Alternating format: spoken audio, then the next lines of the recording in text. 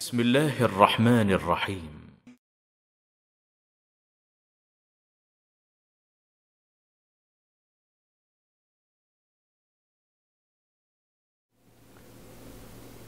बिस्मिल्लाहिर्रहमानिर्रहीम नहमदुहु व नुसल्ली अला रसूलिहिल करीम अम्मा बाद। मुअज़्ज़ज़ नाज़रीन कराम, अस्सलामु अलैकुम व रहमतुल्लाहि व बरकातुहू। आप देख रहे हैं नूर टीवी जद्दा और मैं हूँ मोहम्मद आकिल। वॉइस मैसेज के ज़रिए सवाल आया है, वो आपकी खिदमत में प्ले करूँगा और फिर उसके बाद उसका जवाब पेश करने की सआदत हासिल करूँगा। सवाल सबसे पहले सुनते हैं। अस्सलामु अलैकुम आकिल भाई, मैं इंडिया से कलकत्ता से बोल रहा हूँ। मेरा एक सवाल है, जो आजकल जो कोरोना वायरस फैल रहा है वो क्या अल्लाह की गजब है या नहीं? बहुत ही मुख्तसर सा बहुत अहम सवाल है। कोरोना वायरस क्या अल्लाह का गजब है? ये कैसा फैसला होगा? ये बीमारी जो एक शहर से उभरी, शहर से दूसरे शहर मुंतकिल हुई और एक मुल्क से दूसरे मुल्क में मुंतकिल हो गई, पूरी दुनिया को ये अपने लपेट में ले चुकी है। ये अजाब है अल्लाह ताला की तरफ से या राहत? इस सिलसिले में आप किसी नतीजे पे पहुंचने से पहले ये तफासील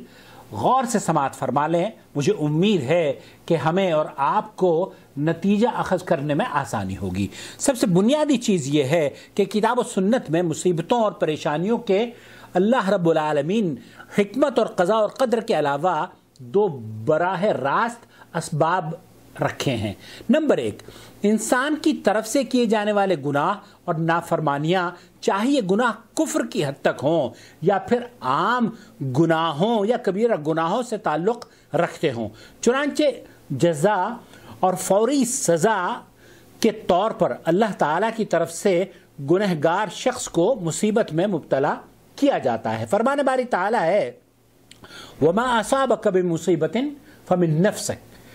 तर्जुमा इसका यह है कि आपको कोई भी नुकसान पहुंचे तो ये तुम्हारी अपनी वजह से है। सूरह निसा आयत नंबर 79। इसी तरीके से यानी इसका माना यह है कि आपके गुनाहों की वजह से ये तमाम बातें आप तक पहुंचती हैं। इसी तरह से कुरान करीम में एक दूसरी जगह पर अल्लाह रब्बुल आलमीन ने फरमाया, वमा असाबकुम मिन मुसीबतिन फबिमा कसबत ऐदीकुम व यअफु अन कसीर। और तुम्हें जो भी मुसीबत पहुंचती है तो वो तुम्हारे अपने आमाल की वजह से है, हालांकि अल्लाह रब्बुल आलमीन बहुत से गुनाहों को माफ़ फरमा देता है। अशूरा आयत नंबर 30।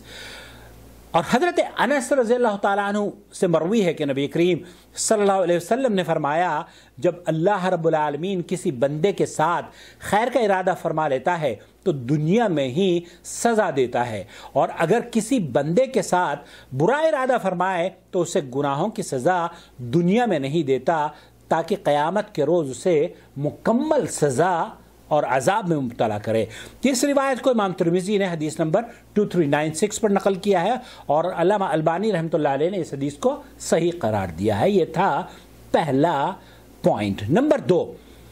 दूसरा सबब यह होता है कि अल्लाह रब्बुल आलमीन अपने साबिर और मोमिन बंदे के दर्जात बुलंद करना चाहता है, चुनांचे अल्लाह रब्बुल आलमीन उसे मुब्तला मुसीबत में कर देता है ताकि दर्जात उसके बुलंद हो जाएं, वो अल्लाह रब्बुल आलमीन की आजमाइश पर राज़ी हो और सब्र करे। नतीजे में अल्लाह रब्बुल आलमीन से उसे आखिरत में साबिरीन के अज्र से नवाजे और अपने यहाँ उसे कामयाब लोगों में शुमार फरमा ले। ये बात मुसल्लमा है कि अंबियाए किराम और नेक लोगों को भी आखिरी दम तक मुसीबतों का सामना करना पड़ता रहता है। अल्लाह रब्बुल आलमीन ने उनके लिए उन मुसीबतों को जन्नतों में बुलंद दर्जात हासिल करने का ज़रिया बनाया है। यही वजह है कि एक सही हदीस में अल्लाह के रसूल सल्लल्लाहु अलैहि वसल्लम ने फरमाया, जब इंसान के लिए अल्लाह ताला के यहाँ कोई ऐसा दर्जा मुख्तस हो जिसे पाने के लिए इंसान के आमाल नाकाफ़ी हों, तो अल्लाह रब्बुल आलमीन उनको जिस्म, माल या औलाद की मुसीबतों में मुब्तला फरमा देता है। इसे अबू दाऊद ने रिवायत किया है और अल्लामा अलबानी ने इसे सही करार दिया है। इसी तरह से हज़रत अनस रज़ियल्लाहु ताला अन्हु से मरवी है कि नबी करीम सल्लल्लाहु अलैहि वसल्लम ने फरमाया, जितनी आजमाइश کڑی ہوگی اجر بھی اتنا ہی عظیم ہوگا. جتنی آزمائش کڑی ہوگی اجر بھی اتنا ہی عظیم ہوگا. اللہ رب العالمین جب کسی قوم سے محبت کرتا ہے تو ان کی انہیں آزمائش میں مبتلا فرماتا ہے. چنانچہ جو اللہ رب العالمین کی آزمائش پر راضی ہو جائے تو اللہ تعالیٰ اس سے راضی ہو جاتا ہے، اور جو اللہ تعالیٰ کی آزمائش پر ناراضگی کا اظہار کرتا ہے اس کے لیے اللہ رب العالمین سے ناراضگی ہوتی ہے. اس حدیث کو امام ترمذی نے روایت کیا ہے اور علامہ البانی نے اسے صحیح قرار دیا ہے. معزز ناظرین کرام، مصیبتوں میں مبتلا کرنے کے مذکورہ دونوں اسباب حضرت عائشہ رضی اللہ تعالی عنہا کی درج ذیل حدیث میں جمع کیے گئے ہیں. نبی کریم صلی اللہ علیہ وسلم نے فرمایا ہے کہ کسی بھی مسلمان کو کوئی بھی کانٹا یا اس سے بڑی تکلیف پہنچے تو اللہ تعالیٰ اس کے بدلے میں اس کا درجہ بلند فرماتے ہیں یا اس کے گناہوں کو مٹا دیا جاتا ہے، اس کے گناہوں کا کفارہ بن جاتے ہیں. اس حدیث کو صحیح بخاری حدیث نمبر 5641 پر اور صحیح مسلم حدیث نمبر 2573 پر متفق علیہ حدیث ہے. پھر اکثر ایسا ہوتا ہے کہ یہ دونوں اسباب یکجا ہو جاتے ہیں اور ان کے یکجا ہونے کی مثالیں الگ الگ ہونے سے زیادہ ہیں. جیسے کہ آپ کو عام دیکھنے میں ملے گا کہ جیسے جسے اللہ رب العالمین کسی مصیبت میں مبتلا فرمائے اور وہ اس پر صبر و شکر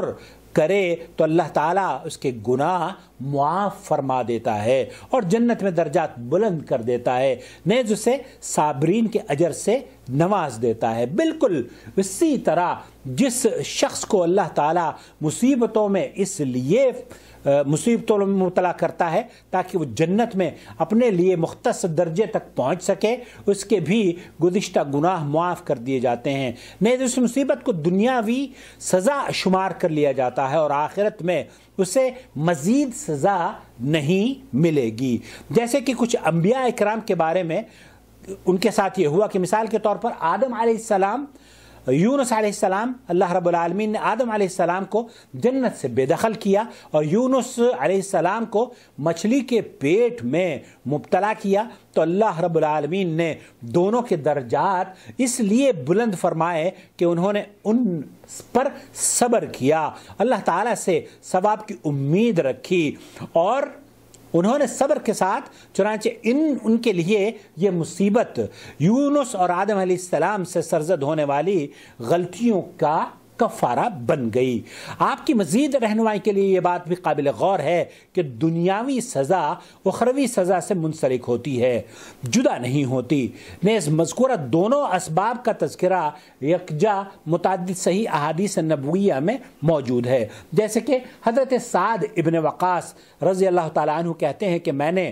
عرض کیا اللہ کے رسول صلی اللہ علیہ وسلم کن لوگوں کی آزمائش سخت ہوا کرتی ہے؟ آپ علیہ السلام نے فرمایا انبیاء کرام کی، ان کے بعد جو جس قدر انبیاء کرام کے نقش قدم پر چلنے والا ہوگا انہیں اسی قدر آزمائش میں ڈالا جائے گا. چنانچہ ایک آدمی کو اس کی دینداری کے مطابق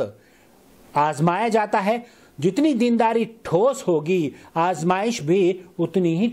سخت ہوگی، اور اگر اس کی دینی حالت پتلی ہوگی تو اس کی آزمائش بھی کم ہی رہے گی. حتیٰ کہ آزمائشیں انسان کے گناہوں کو مکمل طور پر مٹا دیتی ہیں اور انسان زمین پر چلتا پھرتا ہے اور اس پر کوئی گناہ باقی نہیں رہتا. اس حدیث کو امام ترمذی نے نقل کیا ہے. ایسا بھی ممکن ہے کہ مذکورہ دونوں اسباب میں سے کوئی ایک سبب دوسرے کی یہ بنسبت زیادہ عیاں ہو اور اس فرق کو مصیبت سے متعلقہ دیگر قرائن اور شواہد کو دیکھ کر سمجھا جا سکتا ہو. چنانچہ اگر مصیبت زدہ شخص کافر ہو تو ایسی صورت میں اس آزمائش بلندی درجات کے لیے نہیں ہو سکتی.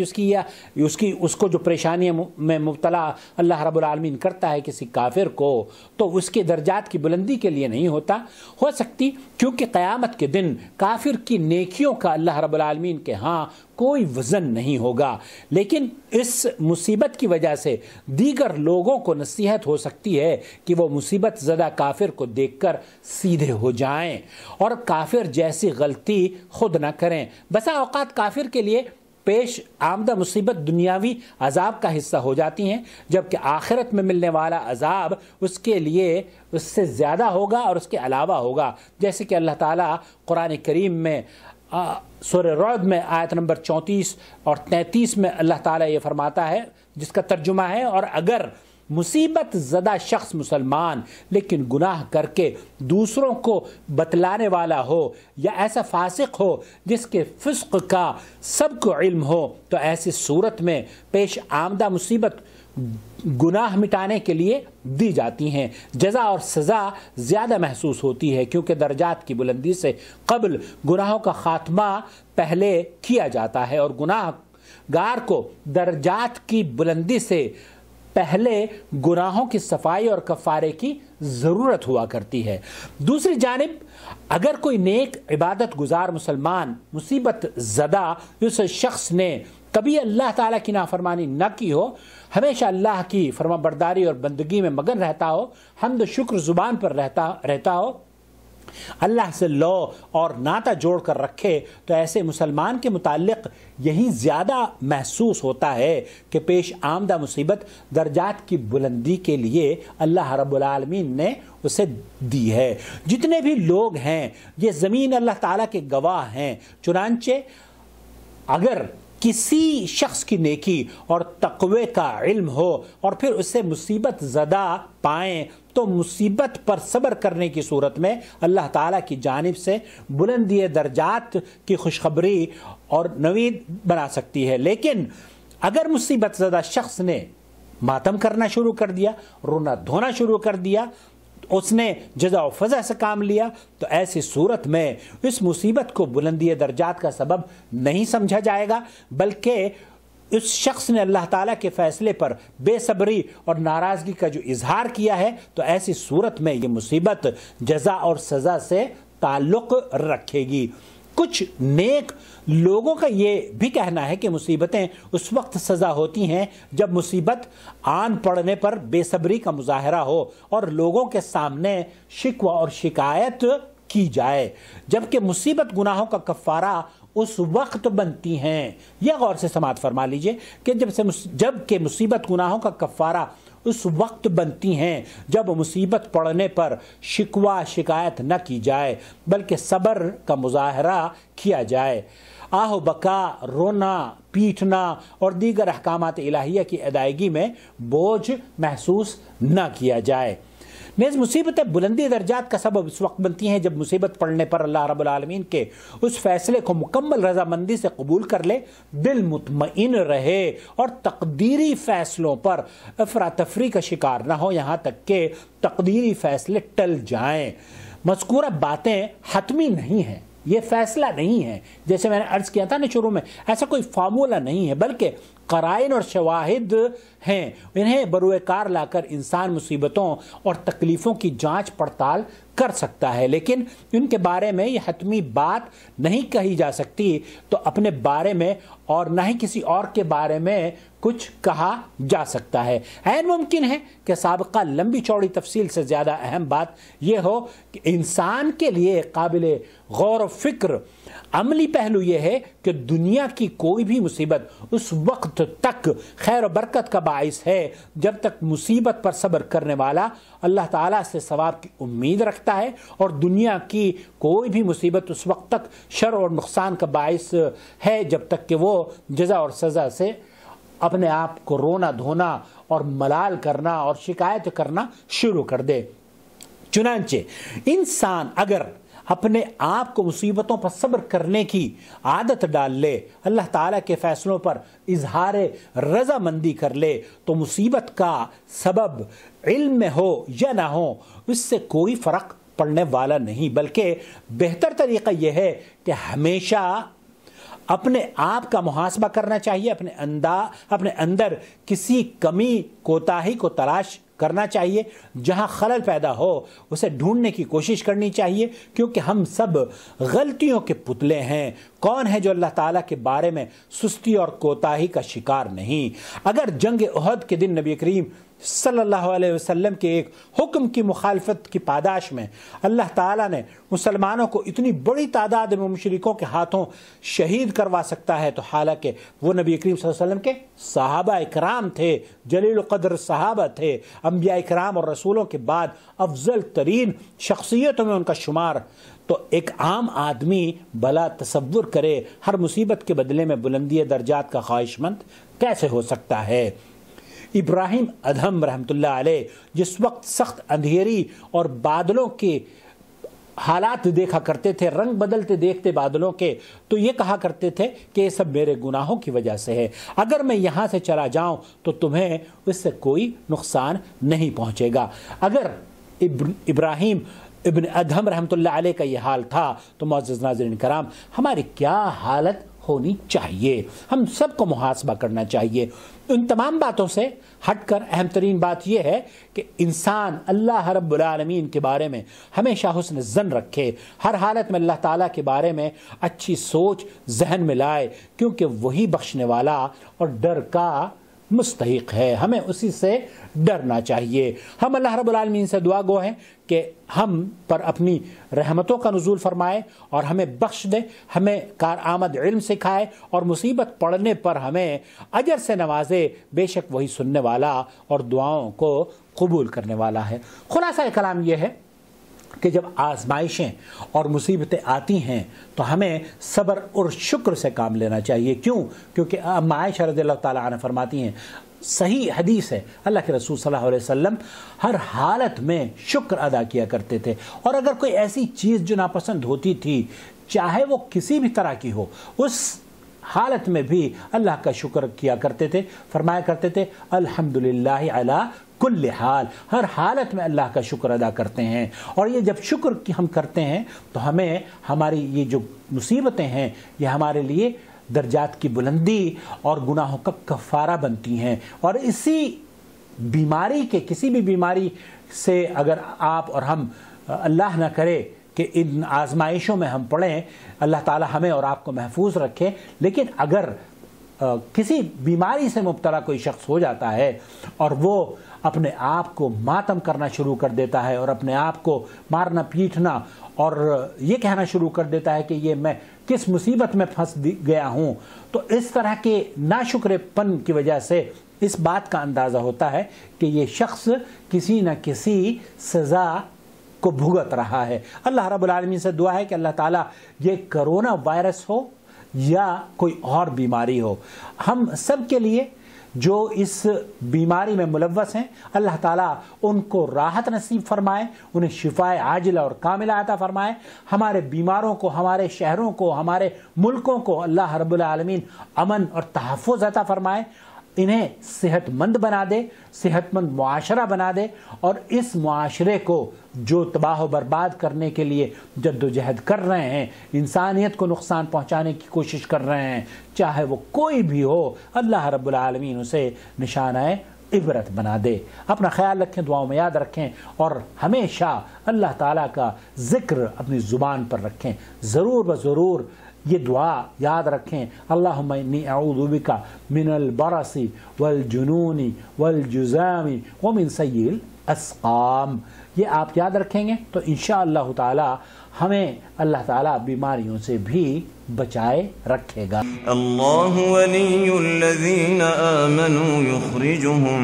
من الظلمات الى النور